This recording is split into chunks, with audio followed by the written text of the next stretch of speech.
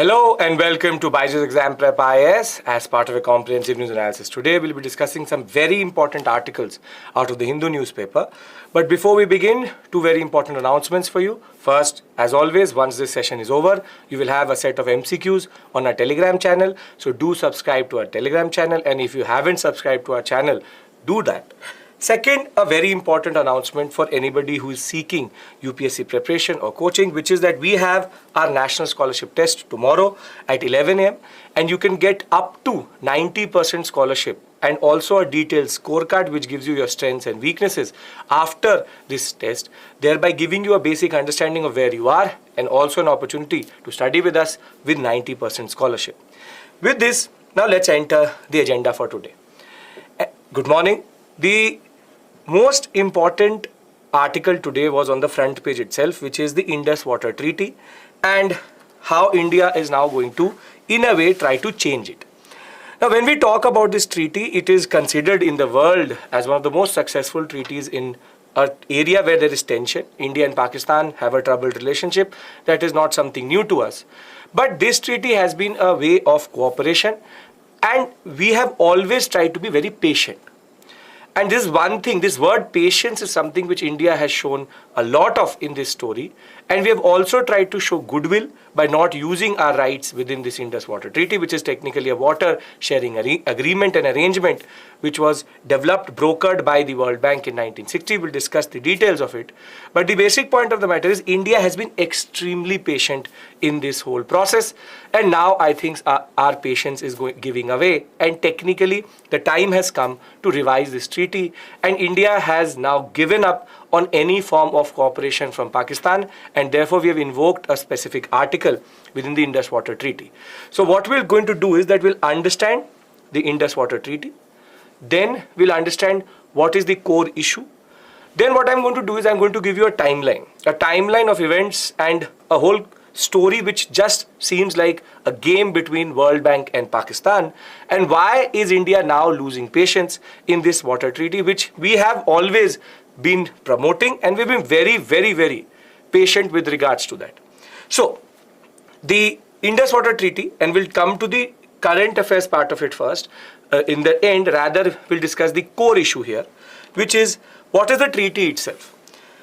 So under the Indus Water Treaty, which is, as I said, 1960 water sharing agreement between India and Pakistan, which was brokered by the World Bank at that point of time, there's a proper division. There's a proper division of the Indus Basin. Because if you look at the Indus Basin itself, 47% of it falls under Pakistan, 39% in India, 8% in China, and 6% in Afghanistan. Very, very small sector here. However, for Pakistan, Indus is a very important river. And for us, its tributaries are equally important. But Indus has a strategic location and has a strategic purpose to India also. And therefore, this treaty becomes important in the larger perspective. So if you look at the Indus Water Treaty and its basic provisions, India, World Bank and Pakistan worked out the following arrangement. And you can learn this acronym if you want to. That under the Indus Water Treaty, Indus and its tributaries, RBS falls into exclusively India, and CGI falls into exclusively, or in a way we have very limited rights over the CGI. So RBS would be Beas and Satluj and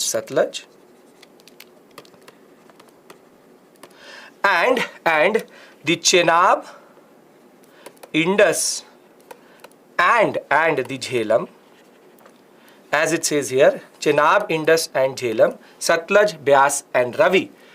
This is the division which is called the Eastern and Western rivers, which is Eastern rivers are exclusively India's, which is we have proper full rights over it. However, the Western, we have limited rights. Which is we can use it for domestic purposes, non-consumptive agricultural use. But there's a very important agreement which came in 1960 itself, which is that we can have a run of a river. hydel power plant, which is that we don't have gravity dams. There are two types of dams or hydel power projects. One is called a gravity dam, in which you block the flow of the river, use the potential energy to create electricity, and the other is to use the kinetic energy of the river itself to spin the turbines.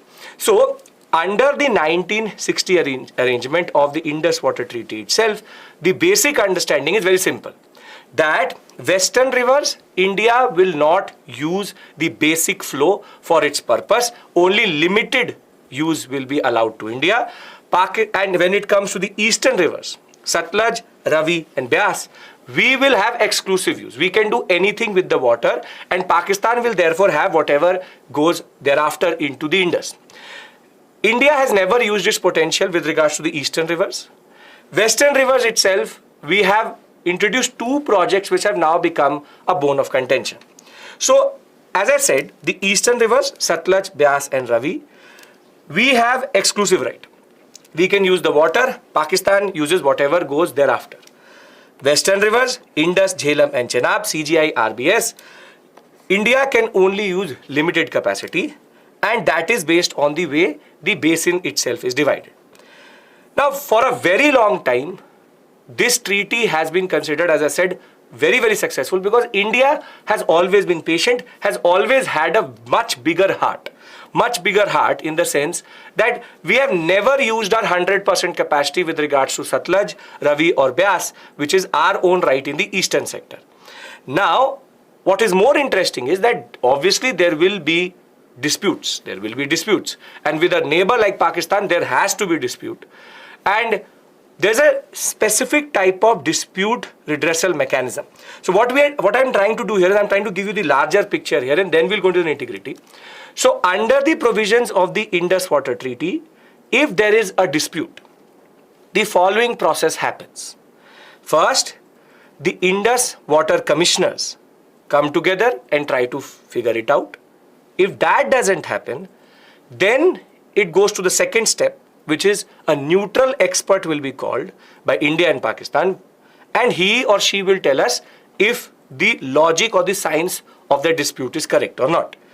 And if still the neutral expert says that I don't have the expertise, we can move to the third stage, which is a court of arbitration, be it Hague or any other body which India and Pakistan technically agrees to. Now, this is called a graded response plan, which is graded response. First, you have to go to the commissioners, then you go to the neutral expert, then you go to the court of arbitration. So it's a 1, 2, 3, three-step process. Now, India has been developing two hydel power projects to use its limited use on the Jhelum and the Chenab, which is the Kishanganga and the Ratle. You would have known about these two projects in different contexts, but these are two major bone of contention with regards to Pakistan and how we are technically using Chenab and Jhelum. And these are run of the river, and that is a basic point. The Kishanganga, very simply what it does is, the river flows like this, it creates just a diversion, puts it through a tunnel so as to increase the velocity, and once the velocity is higher, the momentum is higher, then we use the hydel power dynamos to create electricity for Jammu and Kashmir. And thereafter, we give back the water into the flow. India's logic is, we do not alter the flow, we do not technically change anything, we are just diverting the water from the natural flow into a tunnel and then creating electricity and then giving it back into the Jhelum river itself. Ratle is a little bit different in the sense that because tunneling is not possible in the Chenab sector, so what we have thought is we don't have a very big gravity dam, a small gravity dam, meaning a small reservoir we will create, again give potential energy to water and then create the electricity out of two power stations. And basically India's logic has been very simple. We are not technically changing the flow. We've been allowed run of the river hydroelectric power projects. And one of the major concerns of Pakistan is that, see, gravity dams can be used for other purposes also. India's intention is not that, but if you build a big gravity dam and hold water and you push the water through, it can in turn flood the areas which are low-lying. We are the higher riparian state or the upper riparian state, so which means that we have an advantage here.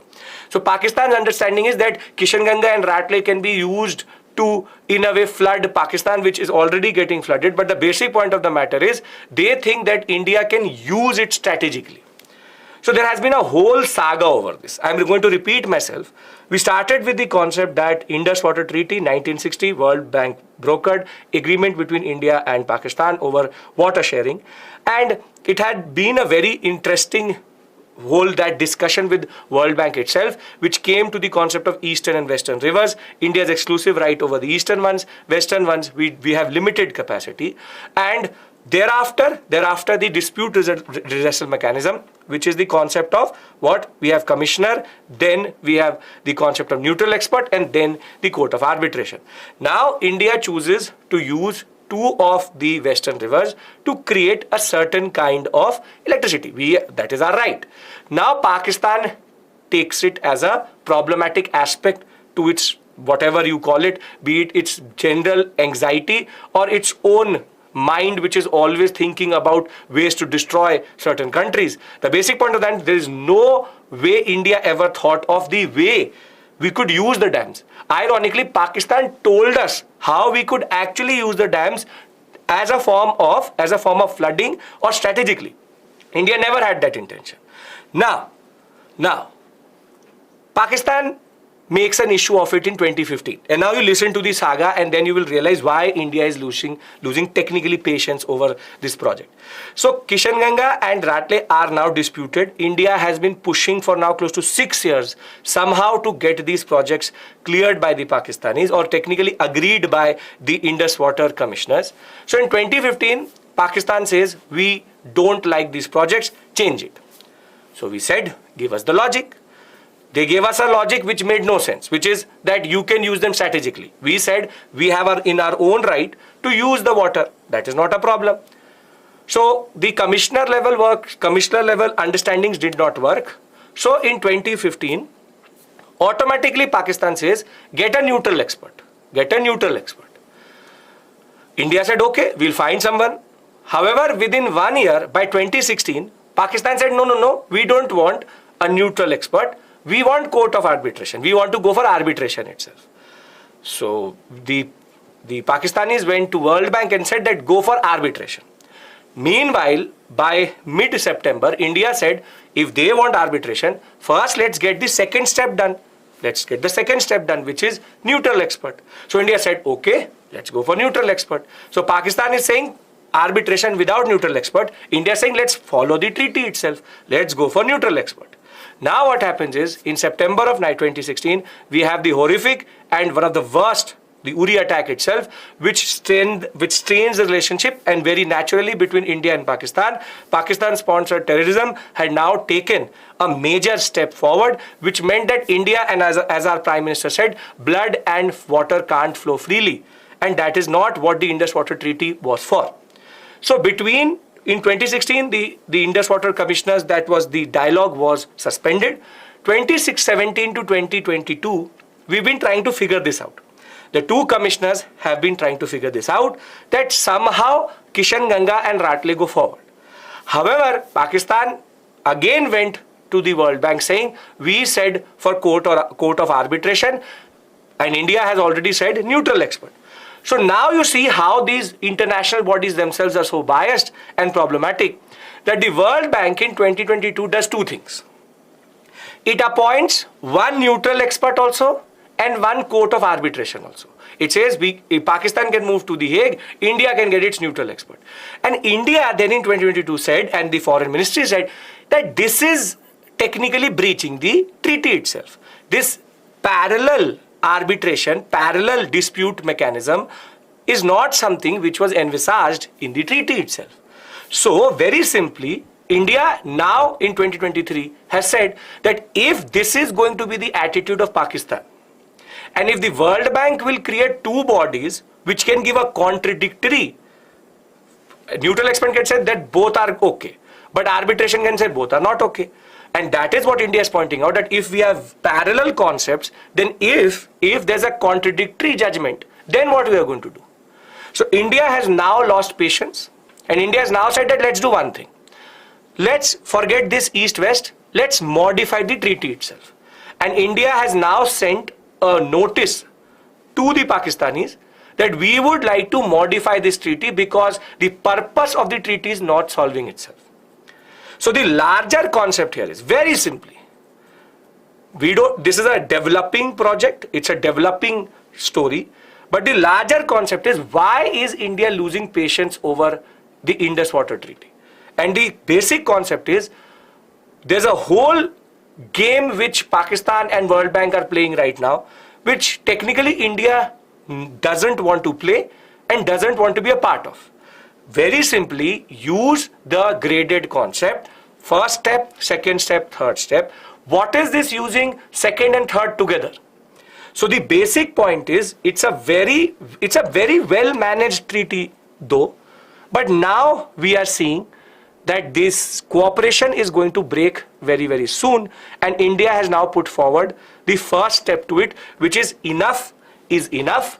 We will not play this game with you, this kho game which you are playing technically, which is that first neutral expert, then you don't like the neutral expert, so then you go to court of arbitration. Then if the court of arbitration does not suit you, you will say neutral expert. Then what's this point? And Pakistan has been insisting World Bank, but World Bank could have directly said that the treaty says first neutral expert.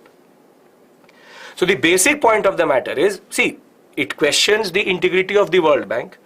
But the simple point here is, before I go into the nitty-gritty and the basic data in this, that do you understand the larger concept here, which is the Indus Water Treaty, East-West Division, CGI and RBS, and second is the dispute redressal mechanism, and thereafter Kishanganga and Ratle, two run-of-the-river hydel power projects. India still not using its capacity in the Ravi, Satluj and the Beas.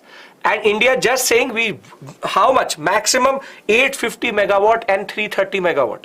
Not a very big project. But still you are playing this whole game of neutral expert, court of arbitration, this, that. India is saying enough. Enough is enough. We don't want to be part of this mess. Makes sense, everyone? Come on. Yes? Great. So now let's do one thing. I have the 3-step process in the PPT, don't worry. Let's do one thing. Let's just see this through the PPT and it will be your first revision. And once we go to the third topic, then I'll revise with you again and then again in the end. So, very simply, neutral expert is under agreement of India and Pakistan. Both India and Pakistan decide they can choose a third party who will, the word neutral is very, very important.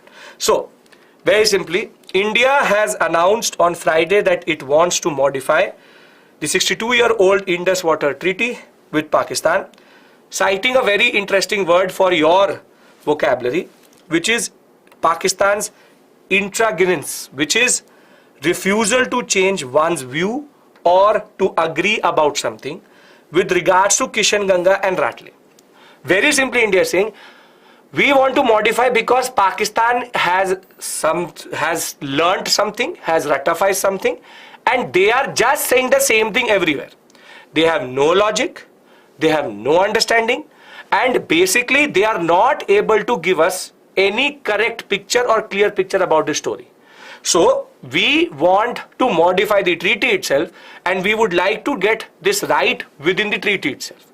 Now, under the treaty which was signed in 1960, India and Pakistan had divided the rivers into two parts, what are called three rivers, Ravi, Satluj and Beas, eastern rivers, which India has exclusive use of. And while western rivers, Indus, Jhelum and Chenab, CGI, RBS, were allocated to Pakistan except for specific domestic non-consumptive agricultural use, and India says that a run of river hydel power project comes under non-consumptive use. We are not consuming water, we are just using water for green energy. Now, as I said, the basic point is this was done vis-a-vis how the basin is divided, and Indus being the most important only river in that sense in Pakistan. And we were also gracious and in a way big-hearted to allow this to happen. And the basic point of the matter is we have still not used the full capacity of eastern rivers in that sense. So now India has invoked the Article 12.3, which says that the provisions of this treaty, a lot of you are asking this question, how can we modify? Because there is an Article 12.3 within the treaty itself, which says the provision of this treaty may from time to time be modified by a duly ratified treaty concluded for the purpose between the two governments. But the problem is India cannot unilaterally change it because it says duly ratified treaty by the two governments. So there's a rider in this modification. India has invoked this article. 90 days period has been given to Pakistan to respond to it. Meanwhile, Pakistan has already gone to the Hague for arbitration. And if that doesn't work, then we invoke the fourth clause, which is the 12.4, which is we terminate the treaty. But again, both have to be done vis-a-vis Pakistan. It's not about modifying it. It's about sending a message. It's about sending a message that enough is enough. Now, as I said, what is the bone of contention? The bone of contention is based on the two projects which are on the Jhelum and the Chenab, Ratle and Kishanganga. And Pakistan, since we envisaged it and showed it to them, okay, we want this on Jhelum and Chenab, they have a problem with it. So Kishanganga run-off river project, 37-meter concrete wall to divert water into a tunnel, which would then create what we call as electricity. And very simply, Ratle is the 850 megawatt, but the concept here is they will create not a big gravity dam, but a big wall to just stop the river flow a little bit so as to divert it into the two power stations. So both do not alter the flow in the lower riparian sectors or in the Pakistan sector, but Pakistan somehow thinks and gave us the idea that we can use both and this is the basic point. They gave us the idea that both can be used to in a way hit Pakistan or used strategically to starve Pakistan. India's intention was not that, but it was a welcome surprise to us that this can be the purpose of these two hydel power projects also. Now, the point of the matter is here starts the saga. And the saga is, as I said, proper game, proper Pakistan being Pakistan, changing its position as it moves on. The basic point is, first, 2015. Pakistan says, get us a neutral expert. Get us a neutral expert. Pakistan being Pakistan, they will change their position. Now, once India says, okay, neutral expert, in 2016, unilaterally say, we don't want the neutral expert. We want to go for court of arbitration with these basic purposes. Now, in August of 2016, Pakistan approaches World Bank that we want court of arbitration, we don't want neutral expert, that is not our purpose. Now India meanwhile says, okay, you wanted neutral expert, that is first level, let's go for neutral experts. But as I said, in September of 2016, things changed because India's approach changed with regards to the Indus Water Treaty. We cannot have cooperation and death.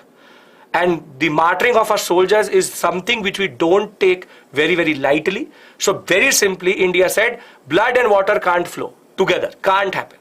Now, you see the more interesting phase. December 2016, we suspended the whole treaty, the basic meeting of the two commissioners. And now what happens is, from 2017 to 2022, the commissioners meet. They try to figure it out for the Kishanganga and Ratle. But somehow, Pakistan was always putting its fingers in its ears, was not ready to hear anything. Now further, in 2022, March 31st, this is where India lost its mind, which is World Bank, under the pressure of Pakistan, appointed both a neutral expert and a chairman for court of arbitration, which is Michel Lino as the neutral expert and Professor Sheen Murphy as the chairman of court of arbitration. Now here India said, what's the point? So India is technically since then saying such parallel considerations of same issue is not provided in the provisions of the treaty, and India has been repeatedly citing the possibility that the two processes give contradictory ruling, then it will become an untenable situation legally. Then how do we go forward? Neutral expert or court of arbitration? If both, one says both are good projects, one says they are not, then what? So India has a very important point here. If both give contradictory, then what? So India's objection is very simple. Follow the process. Commissioner, neutral expert, court of arbitration. But if you will unilaterally introduce the second stage and the third stage together, parallel mechanisms, then we are not ready to cooperate in this treaty now. We want modification. So now, using 12.3, India has said that we want to end this dispute properly and we want to change the treaty itself. 90 days notice has gone to Pakistan. We will see what happens in the next 3 months. If Pakistan does not respond, we go to 12.4, which says we want to terminate the treaty, but again it has to be duly ratified by both. Basic point of the matter is this is something which we'll discuss further as we go on in the next 5-6 CNAs. That is what we are now looking forward to. But as of right now, one thing is clear: India's logic is sound. It has always been sound. India's argument is right, and India is now losing patience. And I believe that the basic point here is World Bank is acting under, I know how can Pakistan create pressure on World Bank, but World Bank is acting under malicious intentions. And the basic point of the matter is India has always been the bigger person here. And we have never used our capacity in Eastern, neither in Western. But now I think it is the time that we actually use the full capacity of Eastern and then whatever is allowed within Western. If not, this treaty needs to change. And that is the basic point here. So, what is the conclusion? What is the way forward? As I said, this is something which is going to develop. It's something which is going to develop. But as of right now, I hope that this discussion we had for the past half an hour, at least now Indus Water Treaty, CGI RBS, the basic bone of contention, as it goes on, when you read it in the newspaper or you get to know, you understand the core issue which I've tried to create, and the Kho game, the game which Pakistan and technically World Bank are playing, you understand that also, and understand that India has always been patient, but I think patience is running out, and it surely should be running out in that sense. Clear, everybody? This first topic clear. I hope core issues are totally addressed and totally clear to you. Perfect. Now, to a lighter note in that sense, which is cheetahs being introduced into India again. Namibia was the first country to give us cheetahs, and now I am doing this topic for a very simple reason. There can be a very simple question in the examination which can say, consider the following countries, where have the cheetahs come from? And now there's another country after Namibia, which is South Africa, which has agreed to give us 12 cheetahs. But it's a very interesting story. Why? Because while Namibia just gave us one set of cheetahs, the understanding with South Africa is much deeper, which is that with regards to translocation, we are trying under the Memorandum of Understanding of Relocation and Reintroduction of cheetahs into India. We are trying to create a secure and viable cheetah population, promote conservation, expertise, and create an ecosystem around the cheetahs. But Namibia just gave us a set of, only one set of cheetahs which were introduced in the Kuno National Park in MP. Remember this in the news quite a lot. When you're doing your static, you should remember it. But now the understanding with South Africa is even deeper, which is that they have given us 12, but they will give us 12 annually for the next 8 to 10 years, which is very interesting. Which is that we can get close to 120 cheetahs introduced into India by 2032-33. And basically this is extremely important for the reintroduction of cheetahs. Basically you can't introduce 3 and expect them to repopulate at a scale at which we can't reintroduce. So this story is very simple but very, very important for your examination, prelims examination. The first one was technically very, very important for international relations, GS paper 2 rather. And this topic is important for prelims, which is GS paper 3 also, environment, but generally because you can get a question on cheetah reintroduction, and now you have 2 countries which are ready and have transferred us and will be transferring us cheetahs. There's a small hiccup here. It has taken close to 1 year for us to get these cheetahs to make the deal final. And basically there's a process here. What happens is that the cheetahs are translocated within South Africa. They are quarantined, they are checked, they are kept healthy, and then they are translocated. However, what has happened is that because we've taken 1 year, the cheetahs which had already, the 12 which were originally picked, have now become weak and have now become more or less useless because of the quarantine. So India is saying that we will not take that 12 set. We will rather want to get only 8 or 9, and we will keep on revising it and getting more as we go on. So the basic point is it's a hiccup, but it's something which is significant in the larger perspective, which is that India is very, very committed to introduce cheetah. It's a very important animal within the ecosystem and the food chain itself. And South Africa is the new country which has added to this list after Namibia. So remember these 2 countries, Namibia and the South Africans, who are now ready to give us annually. There's a difference. The other important aspect about the examination which is important is Memorandum of Understanding, reintroduction of cheetah. This is the larger MOUs which we are signing with other countries, and we are committed to create a conservative, in a way, mitigate the problems of the ecosystem and make sure that we can conserve the cheetahs which we have now. So very simple topic but very important for environment, both prelims and GS paper 3. Now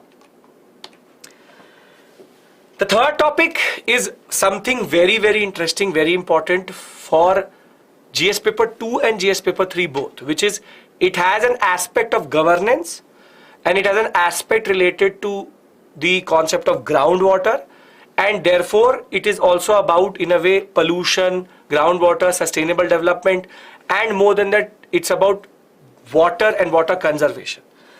So here again, I'll give you the larger picture. It's an interesting article which talks about how in groundwater for India is pivotal for water security, because 80% of all our needs when it comes to agricultural, domestic, and most important drinking water comes out of what are called natural aquifers, or what we call as groundwater itself.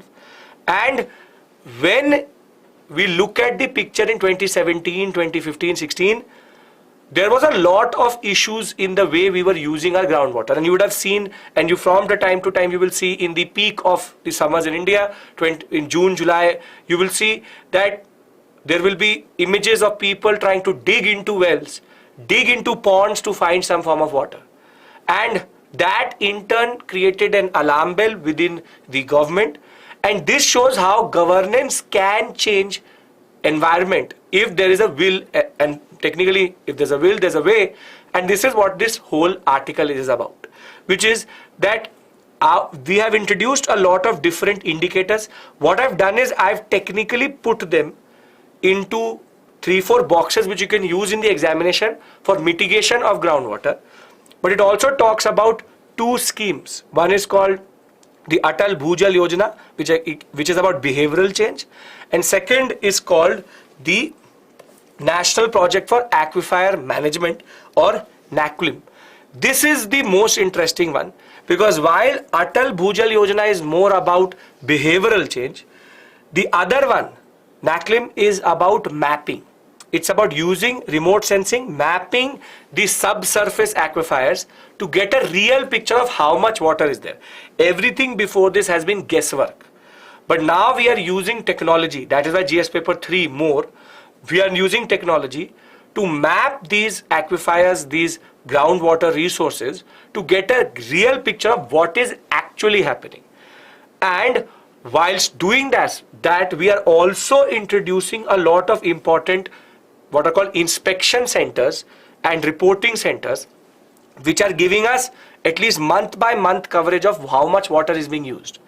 The basic point of the matter is that this government has shown a lot of inclination with regards to make sure that what groundwater, which is pivotal, does not become a scarce resource to a very big population, the biggest population now in the world. And the trends are also showing it, though a small bit, but they are. Because 3% reduction has been there in over-exploited spots or units, which is places where there was too much exploitation. 4% increase in safe spots, which is where there is water. And more than that, overall, we have been able to reduce by 3.25% the consumption out of groundwater. What we are now seeing is that we are recycling, in a way, we are using water harvesting systems. We've been able to reduce our consumption, which is very, very important for sustainable development and sustainable use of these resources. So the larger concept very simply here is simple. The concept is how do you conserve groundwater? Very, very important for you. What are the means to doing that, which we'll discuss, and this schemes, 2 of them quoted. Okay, did this make sense, the basic point? Okay. Now, data has shown that, see, India has nearly 18% of world's population. This is all the data from the article itself. 2.4% of total geographical area, 4% of total water resources, 4% of the resources, 18% of the population. And this in turn means that India, as it grows, will strain its groundwater resources.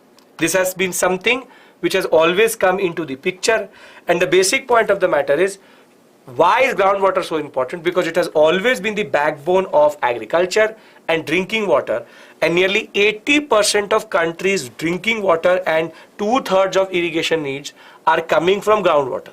Groundwater, the problem is aquifers take time to technically fill up, and it's a natural process, slow process. So the rate of extraction should not exceed the rate of replenishing.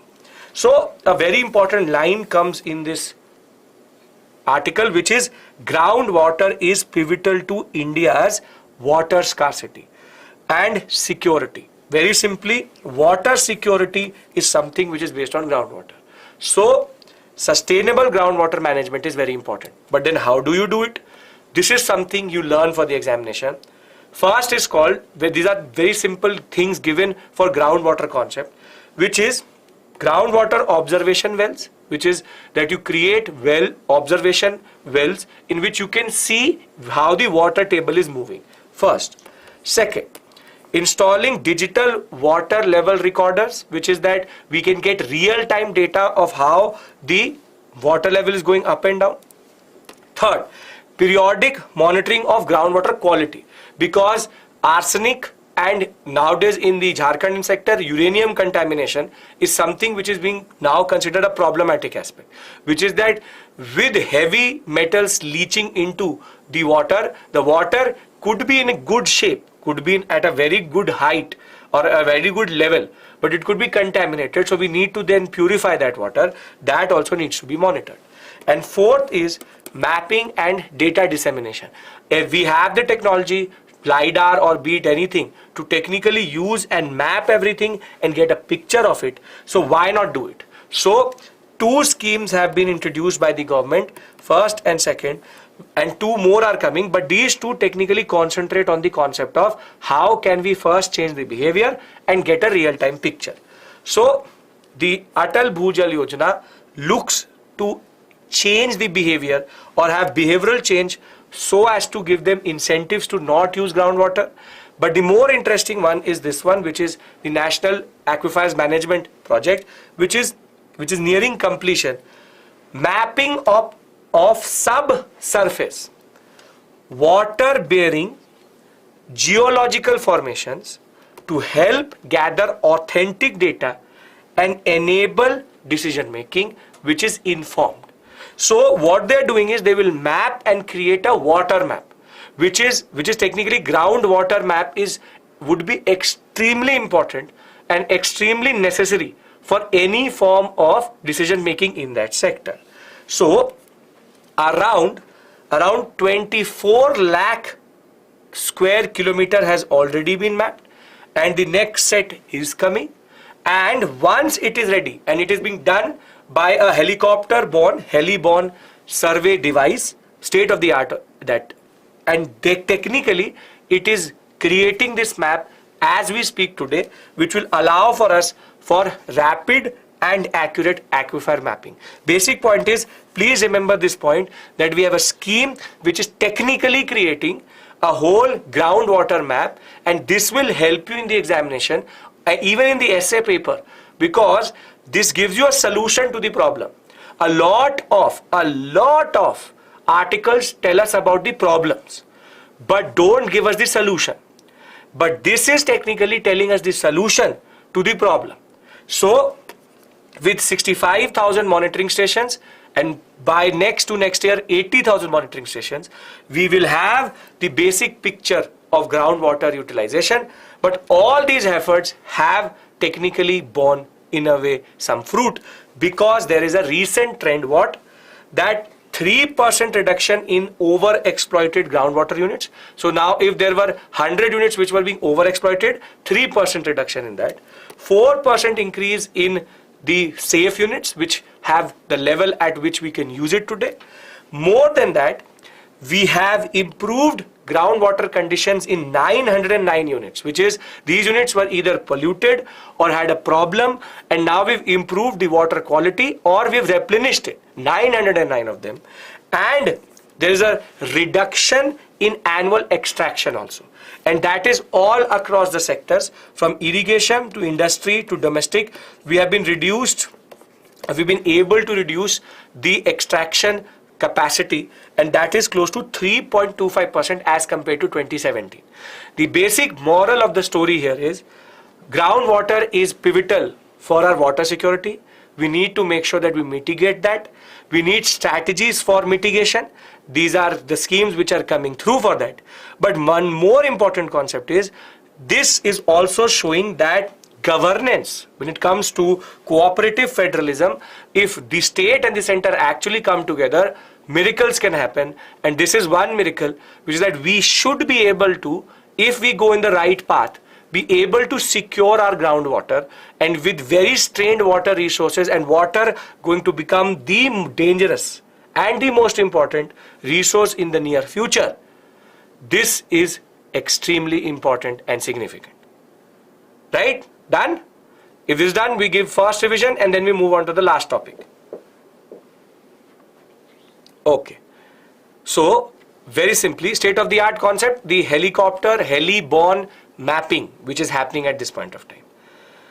Yes, billion cubic meters, yes. Okay, now, what have we done till this point? We've understood the Indus Water Treaty. We've understood the fact that India is losing patience in it, and the fact that Kishan-Ganga and Ratle are not going forward. The whole game of neutral expert and court of arbitration which is happening, and it's a developing story. Then South Africa giving us, or is going to give us 12 cheetahs, and 12 cheetahs not just this year, for the next 8 to 10 years, extremely significant for environment. And this topic technically deals with the state of what is called water resources, groundwater resources in India at this point of time, and how we can make sure that that does not become a problem in the long run. So with this, let's move to the last topic, which is again GS paper 3, environment, very important. Though it is very specific to Kerala and Thiruvananthapuram, it gives us again a set of things which we can use in the examination. See, this is one thing which you need to develop, which is to understand how do you use articles. The using of the articles is, if they are giving us problems, we note the problems. If they're giving us solutions, we note the solutions. So if the last topic was about getting us the problem, the solutions to the problem, this one points out the problems. though it's a upbeat type of article, which is that 65% increase in the waterbirds in the Tiruvantanapuram sector, and that is the Asian waterbird census which has happened in 2023. But what is more important for you in the examination is that what are the challenges these habitats face, which is that what can impact. Now there could be a very simple question in the examination: how does anthropogenic, or how does human activity, or what are the challenges to water birds or to water resources which are important for migratory species. So if you talk about Ramsar sites, if you talk about generally the concept of wetlands, what are the challenges to wetlands? This is the basic question. Now, if you don't read this article, you would write very vague points. But for the first time, we have very pinpoint problems which are there in a wetland. So what are the challenges? Solution is a separate issue altogether. We'll discuss that. But what are the challenges a wetland faces when it has a very, very dense and very rich species or the population of migratory birds? So first, solid waste dumping. This is something which is common all across India. Specifically, some cities have started to destroy their lakes, and which is solid waste dumping. They're dumping their waste into these wetlands, into these aquifers, into these resources of water, and then they are creating what is called solid waste pollution, which is then going to impact the species diversity and generally the migration of birds into that sector. So solid waste dumping is something very straightforward, pinpointed in that regard. Second, this is something which you will never find, which is shifting from paddy cultivation to fertilizer intensive vegetable cultivation.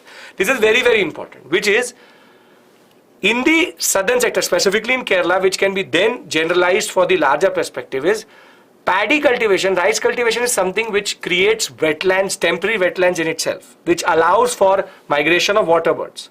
However, farmers are moving away from paddy, which in itself could be seen as a problem, but is actually something which adds to the wetland. They're moving to fertilizer intensive vegetable cultivation. Now when it comes to vegetable cultivation, then the bird is the enemy of that vegetable, and fertilizer intensive means that they're technically contaminating the groundwater and the soil also. So there's water, there's soil, both pollution happening. But what happens is, if they are moving to vegetable cultivation near the wetland, then the farmers are using crackers to scare away the birds. So noise pollution is also happening. So you see the cascading effect: water pollution, soil pollution, noise pollution. And now what they're doing is, because they need to make sure that the birds don't eat up their vegetables, they are making sure that they're producing some type of noise which can scare the birds away, which is something which disturbs the ecosystem. So, and one more trend which is the one which you don't expect in the newspaper, with all these, the era of selfies and photo shoots, there are also photo shoots which are happening in these wetlands, and you would have seen a lot of YouTube videos, a lot of Instagram videos where they say that go to this wetland and you will find this. This is also problematic because human intervention is disturbing the ecosystem. They either destroy the ecosystem itself, they pollute because we eat something, throw that away into that ecosystem itself, and very simply, this photo shoot culture, what we live in today, is also something which impacts. So if you see that there are 4 reasons here, but all diverse, from human to the concept of agricultural concept changing, and more than that, solid waste dumping. So pollution, water pollution, soil pollution, noise pollution, and I'll say human pollution, which is humans being there, technically they should not be there, and just creating ruckus, and in a way disrupting the ecosystem itself. So very simply, with this, what is the way forward? The way forward is very simple: regulations for not dumping waste. This is the beauty. If you know the problem, you can just write the answer according to the problem itself. So first way forward, stop dumping the pollutants there. So you need a regulations. These municipalities have to make sure that that is not happening. Second, you have to incentivize the farmers in this sector to not move to vegetable, but to be with rice cultivation itself. Third, which is equally important, which is that we need to make sure that noise pollution, light pollution does not happen in these areas where birds are in very big numbers. And last but not the least is, as one of you pointed out, create prohibited areas in which humans can't go, in that sense that you don't allow these wannabe photographers to go into and click pictures which will not make sense or not find likes also. But the basic point of that is they are trying to be what they were trying to be. The basic point of the matter is human pollution, noise pollution, light pollution and soil pollution should be avoided. You just need to make sure that the intent is there. If the intent is there, the water story tells us things can change. So before we move on to the mains question, very simply, first we discussed Indus Water Treaty, the most important discussion we had today, one of the most important articles also. It discussed the Indus Water Treaty, the base of it, CGI and the RBS, the concept of two western and eastern rivers, the concept of how we divide water, how we've never used our potential, and more than that, how we can't have blood and water flowing at the same point of time. So India has been very patient, but that patience is losing. Technically, very simply, India needs to make sure that this treaty is modified in a way that we are not always getting Pakistani and World Bank intervention unnecessarily. It is also showing a connivance between World Bank and Pakistan, which is again very unlikely, but is likely also if you look at world history. Then we moved on to Cheetah reintroduction, South Africa getting added. Third, we then understood the concept of water resources and the good trend in that sense. And last but not the least, we did what are the challenges to wetlands and waterbirds ecosystem and what we call as waterbirds, aquifers and water resources. So let's look at the mains questions. First question, interesting one. What is the Indus Water Treaty? Discuss the dispute redressal mechanism within it. 15 marks, 150 words, GS paper. You can expect this in GS paper 2. Groundwater is pivotal to India's water security. Elucidate. This is something which can come in GS paper 3. Very simply, both questions, introduction, body, conclusion. You have to generally tell, in this you have to talk about the introduction, current affairs. Thereafter, body you have to tell them what is the treaty, dispute redressal mechanism, and then talk about again how there is a strained relationship. Thereafter, groundwater is pivotal. Talk about how there's a mismatch 4%, 18%, and the fact that India is very, very reliant on it, and we need to make sure that we use it sustainably. So, with this, I would like to end the session. Two important announcements for you again. We have the Telegram channel for BYJU'S Exam Prep would have a test based on this discussion as soon as we end the session itself. And second, the BYJU'S National Scholarship Test is happening tomorrow. Please do give it, even if you are already associated to us, because it gives you a report card which tells us your weakness and your strength, and generally gives you the opportunity, if you're not associated with us, to get 90% scholarship for the examination and to prepare with us. Thank you so much for your patience. I will see you in the next video. I'll see you tomorrow rather. Thank you. Take care. Bye-bye.